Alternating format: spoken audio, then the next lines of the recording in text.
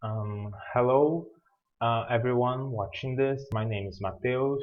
Um, I am going to talk about the short movie called 3000 by Asinnajaq.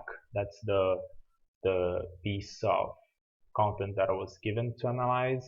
Um, so basically, 3000 is a short movie made by this woman, Asinnajaq, and she is um, describing the history of the Inuit population, but more specifically, the Caribou Inuit population that is present in Canada and Greenland and some parts of Alaska.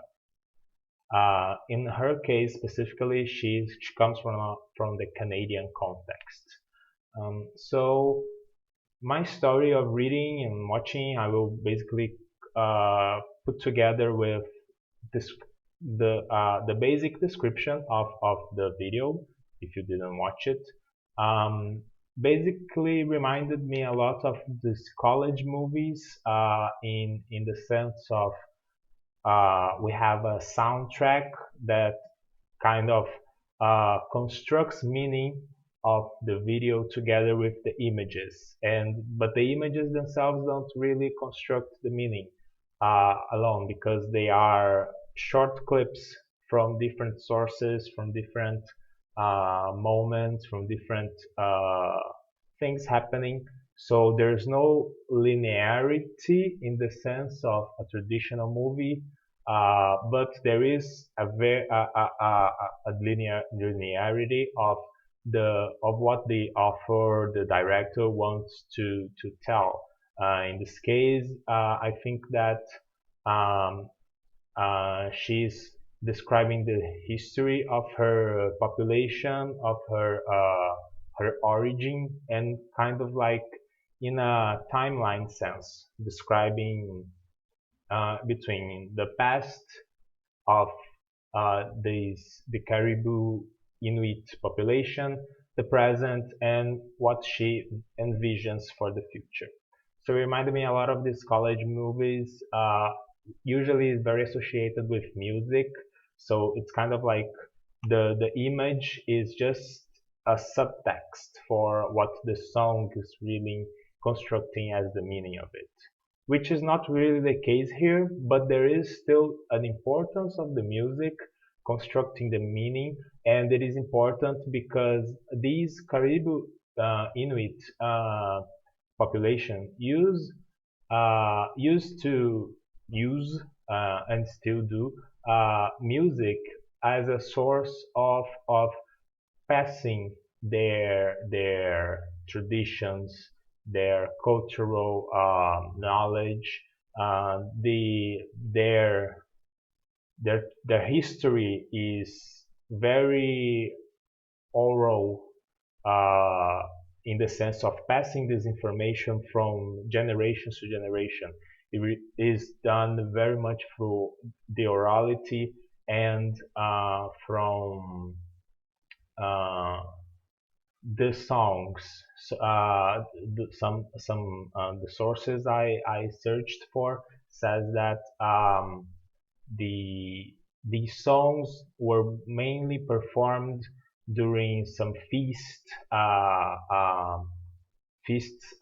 celebrations in which they would gather to eat and then do these songs and talk about their history and their culture. So that's basically the main conduit of the civilization. So, and while I was watching, at first I had some difficulties during the analysis because it is not very common for us to be in contact with these types of movies, which there is no clear narrator or characters talking and explaining in this way what is happening. It's very open for you to interpret and understand and analyze what is happening. So at first glance, there was this difficulty, and it's kind of like forced me to try to find other elements to analyze and trying to see those hidden spots that I maybe thought that I missed at first. So I had to rewatch a couple of times to maybe to fully construct my analysis. But yeah, so I divided this movie. It is 14 minutes as a whole, but the last 2 minutes are of credits, so 12 minutes. Um, I divided the film in three parts. The first part depicts the present, the past, then the present, and then what the author envisions for the future. And the overall message of the movie, I feel like it is uh, the the author is not only talking about the history of her civilization and her people, but also making kind of like re, going trying to give uh, back the spotlight of the cultural traditions of her people and trying to denounce the effects that colonialism had in her population. Um, and also, there is a sense of hope, but at the same time, a sense of um, fear, I would say, of what she envisions of what is happening with her population, with her people.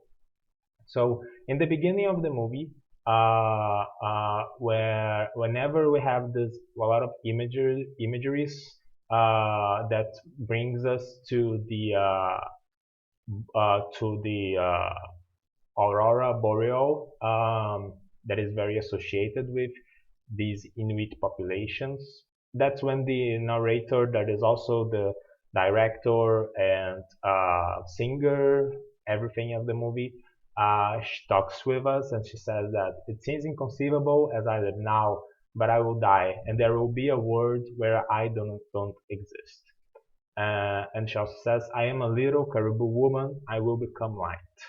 I think that these little passages are talking about the her fear that the history of her people might be lost because of the passing of time and the traditions changing from generation to generation as she explores during the cuts that she makes in the movie.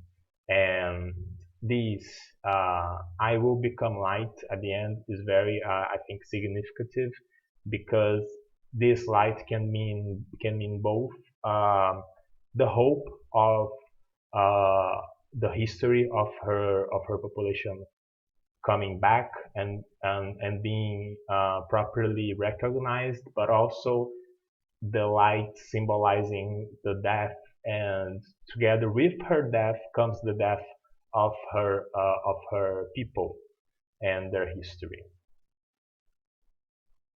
So in the first act, there's a reflection upon the past traditions of the Inuit population, the contact with Europeans, and the effects of the colonization. So basically, the images on this first act are gray, and the music is very present. And the music of the Inuit population is as they described, is very as throat singing. So there is no like singing in the sense of words and songs in this modern sense. It's more like the throats, the sounds they make with their throats. There are some instruments, but mainly drums and beats. But the percussion is constructed with their throats, and so this song is present during this part. The film is black and white, and we have this first contact with their traditions of the past, being hunting and living in the pure snow, and they're their lifestyle very survivally focused, better saying, focused on the surviving more than anything else, and with the work that they do very integrated, uh, being adults, children, or old or elderly people. They all work, and then no, I think it is important that she also mentions in the beginning. She says, "My father was born in a spring igloo, half snow, half skin. I was born in a hospital with jaundice and 2 teeth." This is already a mark of this modernization that is brought upon them from the contact with Europeans that modernized their population. So in this first act, we see a big ship coming to their uh, to come in contact with them, bringing the Europeans, and then we have these first patterns of modern education being introduced to their society with the Inuit kids on inside traditional schools, learning to hold a pencil and writing. Not that they didn't know, they didn't receive education before, but their education was focused on what they really needed and what they considered important to their population. And then with the colonization, in a way, of the Europeans, we see these effects. Uh, we see the results on the next act, the present. So there is this change when the music, the throat singing, the glottal sounds, they disappear. It's a much more quieter act, and the color exists now, and we see this change of traditions. These the more traditional cultural uh, hap- uh, acts of these people, of the Inuit population, are now only performed by the elderly, the adults, and the kids are mainly in school. And even as the time passes and we get even more near the actual present, these traditional elements stay very close to the elderly Inuit population. So the adults, we see a lot of contrasts. The adults that once were in the snow hunting and creating their and extracting the meat of their prey are now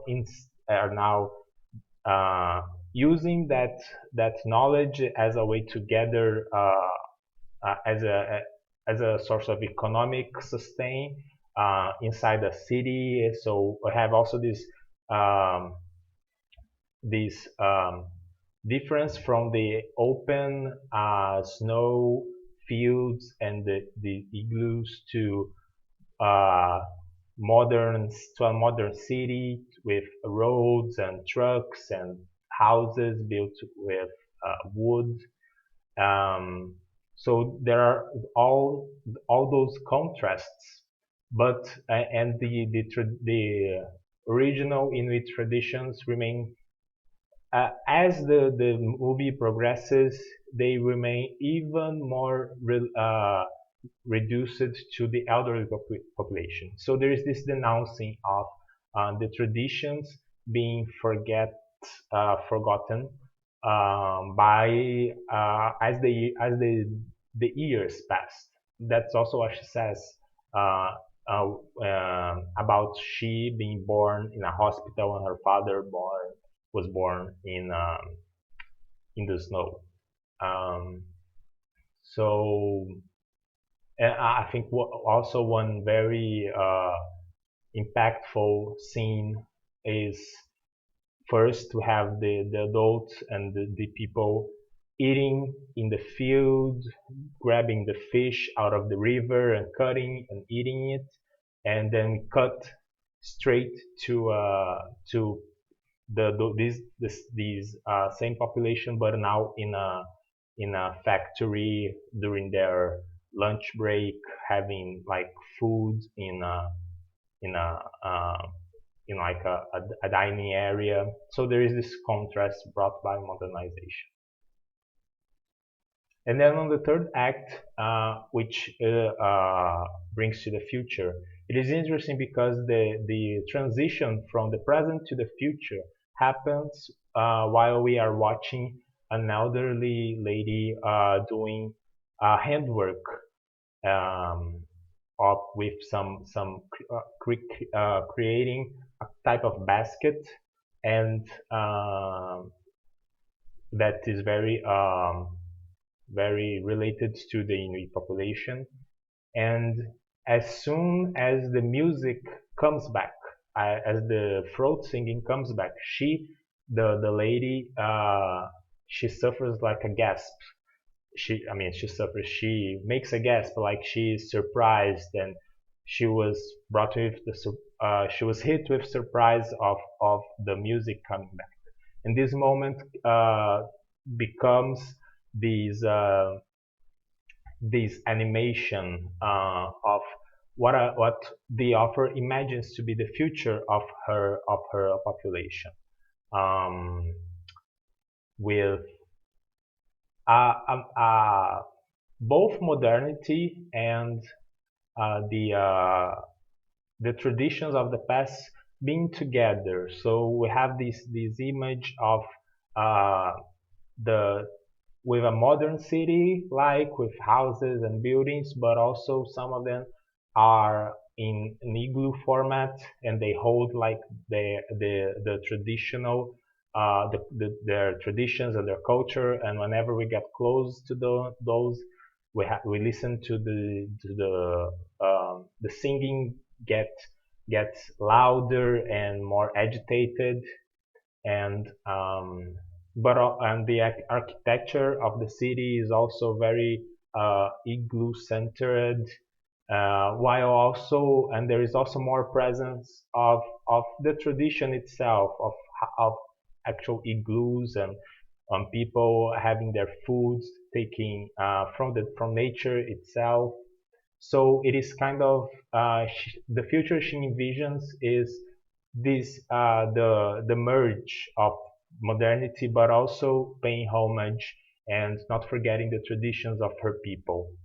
Um, and then and then the video ends, the movie ends with uh, uh, um, a light stream that is on the sky on the sky during the night, referencing the aurora boreal.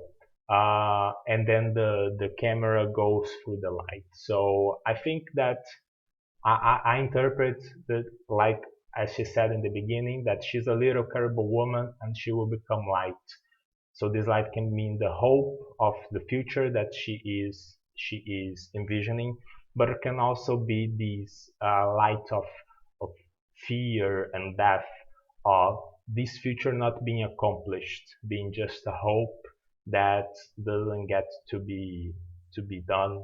Which leads me to the questions. One of them being how to achieve this desired future. It is very easy to envision this um, um, very beautiful scenario of modernity and tradition being together, and things working with a lot of harmony.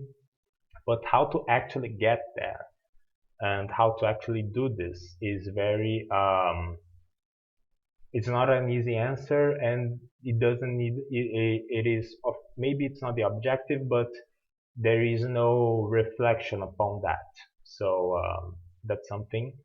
And other questions that I thought of are: is bringing development to a society always positive, um, in regards to the colonization process that these populations suffered through the contact with Europeans? Um, it's a moral, in a way, it's a moral dilemma also. From if we consider that it is necessary in a way, and it's in a way we can say that it's moral as a moral obligation to give modern tools to people that don't have them yet as a way to improve their quality of life, and for example, and bring them um, things that are actually going to improve them. But it's very hard to do that without erasing their tradition and without compromising their past. And it's not like they really need that to survive, because they have been doing that for so long. So uh, is this development from an outside society always positive? Because I think the question is also, is it possible to bring this development in a healthy way, in a non-colonial way, in a way of not saying mine is better, this is how it should be, and you are completely wrong. I think it's something to to uh, to be thought about. And finally, although it's the desire, is it possible for indigenous populations to live in harmony with non-indigenous people nearby?